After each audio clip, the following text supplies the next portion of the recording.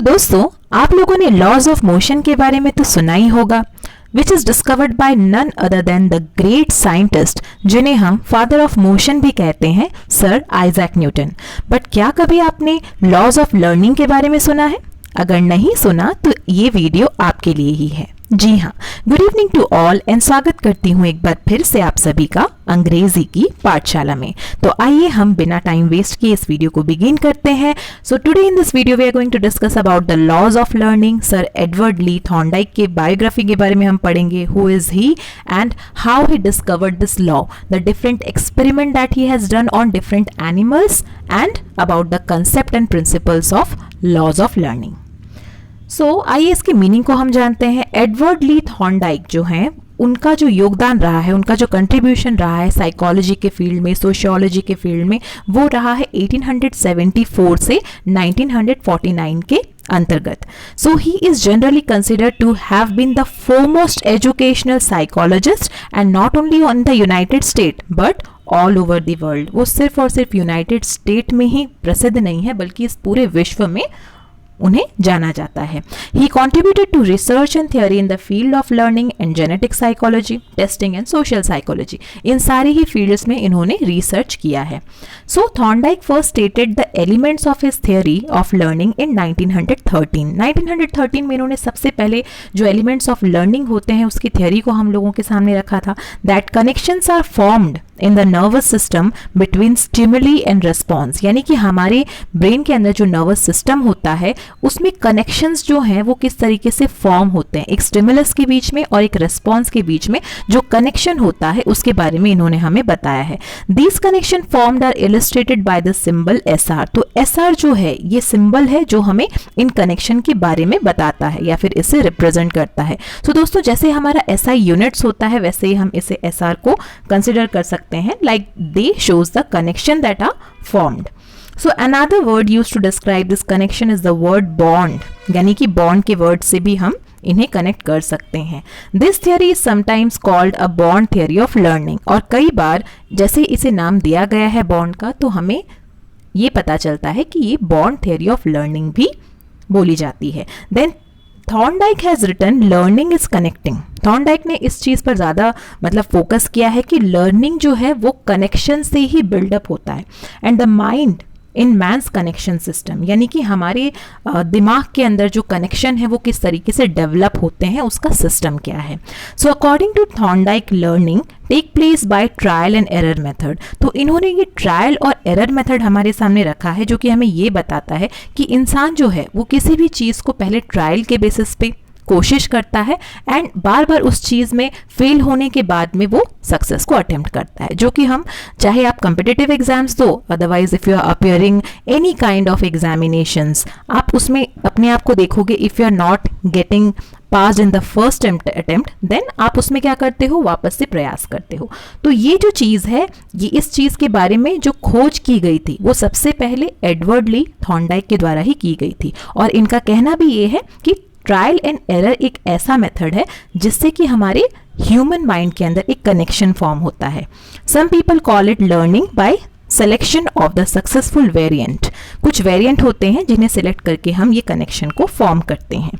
Accordingly when no readymade solution of a problem is available to the learner, जब एक learner के पास में कोई रेडीमेड सॉल्यूशन नहीं होता है तब वो इस तरीके का फेनोमेनन या फिर इस तरीके का सिचुएशन में वो एक्शंस को अडॉप्ट करता है। He adopts the method of trial and error, वो ट्राई करता है, फेल होता है, देन फाइनली वो सक्सीड कहीं ना कहीं हो जाता है। He first tries one solution if it does not help him. सबसे पहले हम किसी भी चीज़ को सॉल्व करने के लिए एक सॉल्यूशन का इस्तेमाल करते हैं। जब हमें ये लगता है कि नहीं, इस चीज़ से ये इस फॉर्मूला से ये चीज़ सॉल्व नहीं होने वाली, so we are adopting the second solution and finally we succeed in our attempt. So he says that he rejects it, then he tries another and so on. अगर वो सक्सेसफुल नहीं होता है तो वो उसे रिजेक्ट करता है एंड वो इस प्रोसेस को कैरी फॉरवर्ड करता जाता है until he or she gets succeed in it. In this way, he eliminates error or irrelevant responses which do not serve the purpose and finally discovers the correct solution. इस बीच में, मतलब इस process के बीच में, इस पूरी प्रक्रिया के बीच में वो किसी तरीके से एक कंक्लूजन पर आता है और वही कंक्लूजन उसे करेक्ट सॉल्यूशन की तरफ लेकर जाती है. Thus in trial and error method, the learner makes random activities and finally reaches the goal accidentally.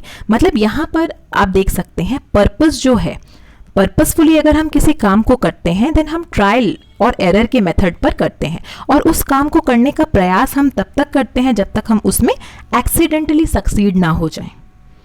Here one thing should be remembered that in trial and error also there are often systematic and relevant responses. कई बार हम जो काम कर रहे होते हैं वो systematic भी होता है और हमें उसका रिस्पॉन्स भी रेलिवेंट मिलता है.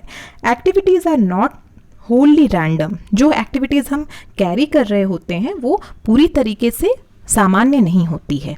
All these activities, though apparently random, are suggested to him by the situation and the learner processed on accordingly. तो इस किस सिचुएशन पे हम हैं वो डिपेंड करता है दोस्तों. And the stages through which the learner has to pass the goal that blocks the hindrances and random movement और मल्टी रेस्पॉन्स. यानी कि एक चांस हम ट्राई करते हैं, अगर हम उसमें सक्सीड नहीं होते हैं then we are attempting it for the second time and finally we got the selection and the fixation. So आइए अब हम इसके एक्सपेरिमेंट के बारे में देखते हैं. अब इस चीज़ की डिस्कवरी जो है वो उन्होंने की, लेकिन इस कंक्लूजन में वो कैसे पहुंचे. He has done an experiment on a cat. तो आइए हम उसी एक्सपेरिमेंट के बारे में पढ़ते हैं.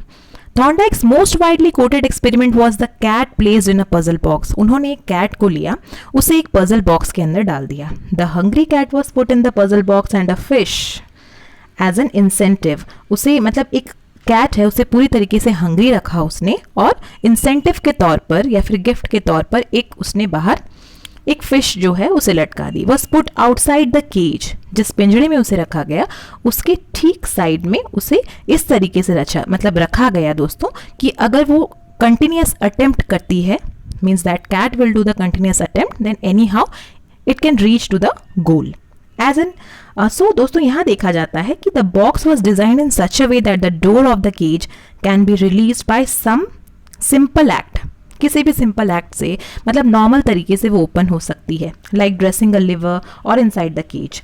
सो at first the cat made a great deal of varied attempts to reach the food. सबसे पहले तो दोस्तों कैट ने बहुत ज़्यादा कोशिश की कि वो अपने फूड तक पहुंच जाए. Trial error, trial error, trial error and finally such as jumping up and down.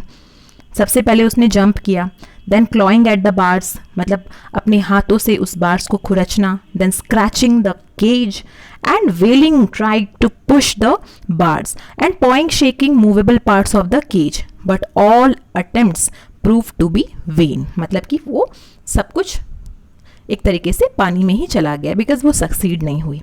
Ultimately by chance her paw fell on the loop of the rope and the door opened. और suddenly वहाँ पर जो एक रस्सी पड़ी हुई थी उस पर उसका पंजा पड़ा और डोर जो है वो अपने आप खुल गई. The cat jumped out immediately and ate the fish.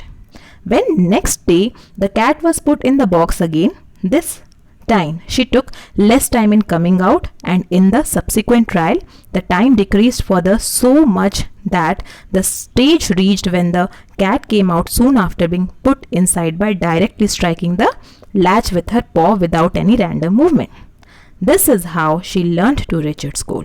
तो इसी तरीके से वो अपने गोल के तरफ, जब उसे ये पता चल गया, उसके माइंड को ये पता चल गया कि किस तरीके से मैं रोप को खींच सकती हूँ और अपने गोल तक पहुँच सकती हूँ, then successfully it has done it. यही हमारे साथ भी होता है दोस्तों. आप इस पिक्चर में देख सकते हैं कि cat has made the several attempt but वो फाइनली अपने गोल तक नहीं पहुँच पाई. At last means she has tried 4 attempts, 5 attempts, 6 attempts, 7 attempts, 10 attempts and suddenly accidentally उसका जो पॉ है वो उस रस्सी पर पड़ा and suddenly the door got open. फिर जब दूसरी बार उसे उसी केज में रखा गया then it can easily, because it knew the way through which she can reach to her goal. So दोस्तों ये तो हो गई हमारी एक्सपेरिमेंट. अब यहाँ से हमें लॉज ऑफ लर्निंग सीखने को मिला है. सबसे पहला लॉ ऑफ लर्निंग जो है वो हमसे कहता है law of readiness. First primary law of learning according to him is the law of readiness और the law of acting tendency. किसी भी चीज़ को ग्रास्प करने के लिए या फिर किसी भी चीज़ को लर्न करने के लिए सबसे पहले किस चीज़ के होने की ज़रूरत है हमारे अंदर, वो है लॉ ऑफ रेडीनेस। हमें खुद को मेंटली प्रिपेयर करना होता है कि हम इस काम को करने जा रहे हैं। अगर आप लर्न भी किसी भी चीज़ को करते हो तो आपको उसके लिए अपने आप को मेंटली प्रिपेयर करना होगा कि अब मुझे इतना सिलेबस कवर करना है एंड मैं वो करके रहूँगा। So that is known as the law of readiness और the law of action tendency, which means that learning take place when an action tendency is arouse through preparatory adjustment, यानी कि उस चीज़ का पूरा एडजस्टमेंट हमारे पास में होना चाहिए। सेट और एटीट्यूड, आपके पास एक स्ट्रैटेजी होना चाहिए कि अगर आज मुझे इतना सिलेबस कंप्लीट करना है, then you should take a pen just before one day before sleeping and you can make the list which topics you need to cover. Then if one is not prepared to learn, learning cannot be automatically instilled in him. तो दोस्तों अगर हम ये prepare नहीं करते हैं कि हमें लर्न किस तरीके से करना है, तो लर्निंग ऑटोमेटिकली हमारे अंदर इंस्टिल नहीं होती है. For example, unless the typist in order to learn typing prepares himself to start, he would not make much progress in a lethargic and unprepared manner. अगर हम काफ़ी ज़्यादा लेथार्जिक फील कर रहे हैं, अगर हम ये फील कर रहे हैं लाइक बहुत ज़्यादा हम लो एनर्जी में हैं and we are not ready, we are filled up with lots of emotions, तो हम पढ़ नहीं पाएंगे. इसलिए लॉ ऑफ रेडीनेस बहुत ज़्यादा ज़रूरी है. लॉ ऑफ एक्सरसाइज हमसे ये कहता है विच means that drill continuously, if you are drilling for something up, for example today you have learnt a new topic, after 3 days you need to revise that topic again. Revision एक ऐसी technique है जिससे हम long term के लिए human brain में कोई भी इंफॉर्मेशन को स्टोर करके रख सकते हैं. So the laws of learning means the second law of learning is the law of exercise, which means that drill और practice helps in increasing the efficiency. आपने एक मैथ्स का प्रॉब्लम आज सॉल्व किया फॉर एग्जाम्पल, और आप कल उसे सॉल्व नहीं करते हो, then for 1 week you have skipped. Then होता ये है दोस्तों कि 1 हफ्ते तक वो कंटिन्यूस चलता ही रहता है हमारे साथ में, एंड फिर हम उस चीज़ को भूल जाते हैं. तो वो चीज़ हमें अवॉइड करनी चाहिए. हमें रोज़ रेगुलर प्रैक्टिस करना चाहिए. That is why doing the practice every day will make the man perfect. जैसा कि हमारा प्रोवर्ब भी है ना, practice makes a man perfect. That is why law of exercise भी हमें यही कहता है. अब लॉ ऑफ इफेक्ट हमसे ये कहता है दोस्तों कि अकॉर्डिंग टू विच ट्रायल और स्टेप्स लीडिंग टू सेटिस्फैक्शन, हम जब किसी भी चीज़ को लर्न करते हैं और बार बार उसे प्रैक्टिस करते हैं तो हम उसमें एफिशिएंसी अचीव कर लेते हैं. उसका ही सिंपल सा मीनिंग है लॉ ऑफ इफेक्ट. और जब हमें फुल्ली ये लगने लगता है कि जो भी लर्निंग हमने ग्रास्प की है वो हमें पूरी तरीके से समझ में आ गई है, then we feel satisfied. That is the third point, that is the third law of learning, that is law of effect. So beside these things lot of other things are also there जो कि बहुत ज़्यादा important तो नहीं है, but these laws of learning are very much important. I hope आप लोगों को ये वीडियो यूज़फुल लगी होगी. अगर आप लोगों को ये वीडियो थोड़ी सी भी पसंद आई हो, then don't forget to like, share and subscribe my channel. Thank you so much. मिलते हैं अपने next वीडियो पे.